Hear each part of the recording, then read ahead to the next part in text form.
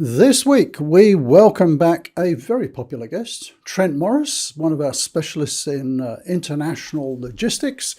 And we're going to be talking about a couple of things in international logistics and where Trent has been for the last week or two. Coming right up.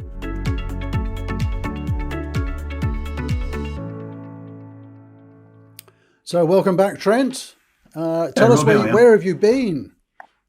Yeah, a couple of weeks ago, I was actually in Long Beach in California, USA, attending the Trans-Pacific Maritime Conference, which was a whole lot of shipping people getting around and just talking about the industry, which was actually very interesting. So there's probably a couple of key questions that I'd love to ask you, and we might break it up into two videos. So maybe just kind of, can you give us a perspective on where sort of international logistics has been the last couple of years and where are we right now? Because there's some weird stuff going on. Yeah, you're absolutely correct. So obviously COVID had a huge impact on the ocean freight industry specifically. There are a number of different factors that caused that, but primarily it was just huge demand coming out of the e-commerce industry, plus port closures, etc.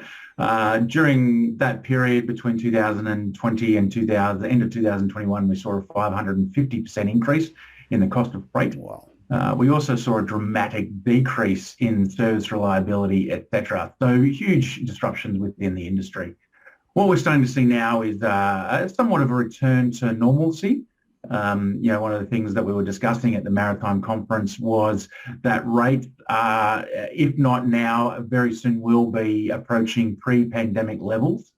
And so if you're looking at contracts, that means typically if you want to understand what your rates over this next 12 months will look like, a reasonable indicator would probably be your 2019 rates plus or minus 10%.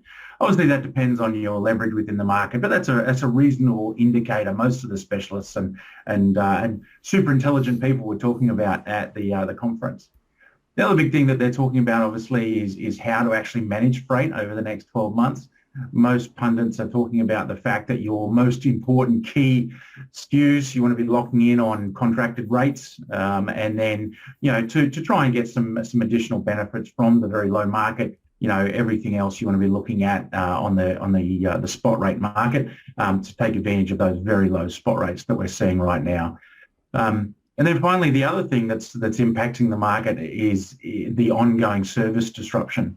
At one stage, service levels, on time at the port was down around the 6% mark. It's slowly but surely climbing up. It's sitting around 50% at the moment. Which doesn't sound like a lot until you realise that the average for the industry historically has only been 75%. Because there's obviously a lot of things that can affect the ship arriving on time. You have weather, you have port disruptions, etc. So they're really the big key takeaways for the here and now for shipping managers, supply chain directors, logistics managers, etc. And then the other thing is obviously the shipping lines aren't going to be particularly happy with the rates having plummeted like they have.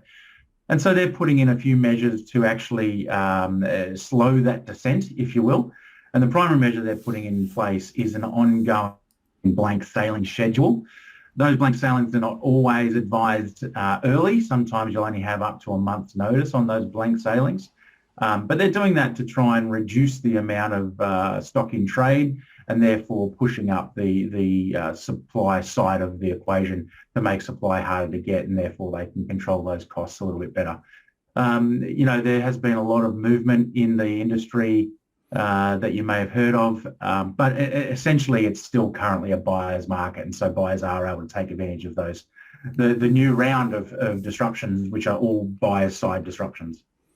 Excellent. So you do a lot of work with consulting clients here at Logistics Bureau, I know, in maritime shipping and so on, looking after their ocean freight. What are some of the things that you're doing right now, obviously without breaching confidentiality and stuff, but what are some of the things that some of our clients are looking at right now, and what sort of things are you helping them with? Yeah, I think the number one thing, as I said, it is a buyer's market at the moment. People are able to take advantage of very low rates. The challenges around delays, etc., will be ongoing for at least a little while, probably in the next 12 months, as the shipping lines try and balance that equation between supply and demand. Really, what we're working with with clients to do is actually help them understand what their long-term strategy around international logistics is. Help them understand that it's not only it's a critical enabler. Particularly if you're a predominantly importing type company, ocean freight is critically important to the success of your company. So it has to be treated as such. So we are doing a lot of work with clients around developing long-term strategies, understanding how their inventory is impacted and therefore how their inventory fits across the entire supply chain, not just from the DC to customers. Looking at inventory positioning, are they able to take advantage of low-cost origins and low-cost midpoint countries to get better utilisation of their inventory? So these are some of the things we're looking at. Also helping clients develop direct relationships with the carriers. Obviously, freight forwarders will always have a place within the industry. I've always advocated for them as a freight management type arrangement. But by having those direct carrier relationships, we're helping our clients get more certainty when things do get tough. And as good as they are at the moment, they will get tough again. There's a lot of legislation coming in industry, specifically around the age of vessels, the types of fuels being used, the amount of noise being generated by ships, etc. That's all going to have a huge impact on the industry. And by getting in early and developing those carrier relationships, we're helping our clients avoid some of that uncertainty. Okay, very good. So for anybody who's watching this, who's responsible for ocean freight, let's just maybe summarize with 3 quick things that they should be looking at right now. I think the first one is to make sure that you're taking advantage of the low rates, locking in where you need to ensure supply of your critical goods, but take advantage of those low spot rates. Understand that the carriers are still playing the game. The carriers want to make sure that the companies that are committed to them, they're committing to. So if you want long-term certainty, develop a relationship with the carrier and honour your agreements with them.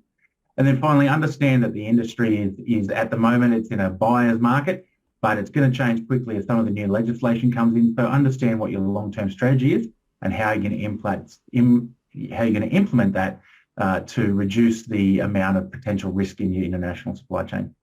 Excellent, great. Well, thank you for joining us, Trent. It sounds like you had a really good time over there in the US. And next time around, we might have a look at the sort of future of maritime freight, because I know you've got some interesting perspectives on that. But if anybody's watching this and you need some help with your ocean freight, we'll put Trent's details down below in the description. So thanks for joining us, and we'll see you next time. Thanks, Rob.